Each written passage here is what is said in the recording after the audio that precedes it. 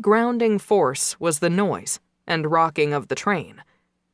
The train stopped rocking. No comforting click-click of the wheels on the rails. My mouth went dry. Every hair on my body stood on end, and I broke out in a cold sweat. I hated total darkness, almost as much as I hated complete silence. Ever since I'd moved in with my grandparents, I'd had a light in my room or fell asleep with the television on. I felt for the handles of my bags and found them. In complete darkness, I stood, without knowing where I'd go or what to do. On shaky legs, I headed in the direction in which I hoped would lead to the doors. I'd pry them open with my hands if I had to. There was no way I would get stuck on a subway, let alone have the TSA arrest me while scared in the dark. The doors released with a gasp. A purple light, no bigger than a candle flame, floated in, illuminating the car in an eerie glow. I groaned, despite my chattering teeth. Another god or monster was messing with me. Great. The stench of sulfur that rolled in but preceded a more pleasant scent. The light grew. I could make out shapes heading to the door. I never liked Halloween funhouses. It's not that I ever believed they were actually haunted. So much build-up before the jump scare. It was the anticipation that got me.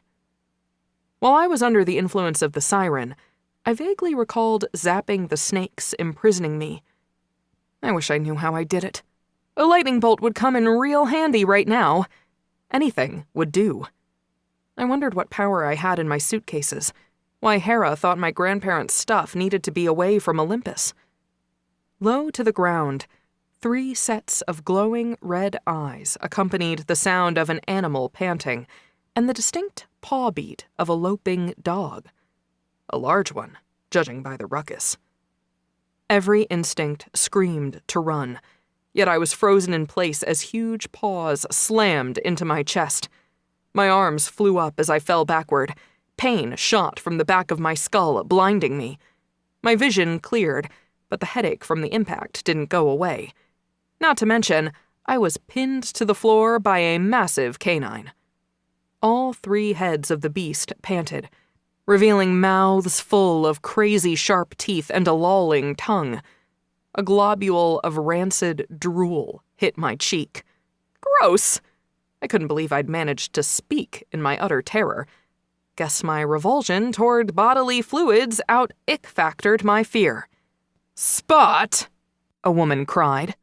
The creature made a noise that sounded more like "hoo" than a growl or bark. The question in the tone of the sound was so obvious that it felt I was under Scooby-Doo, not a 3-headed monster about to devour me.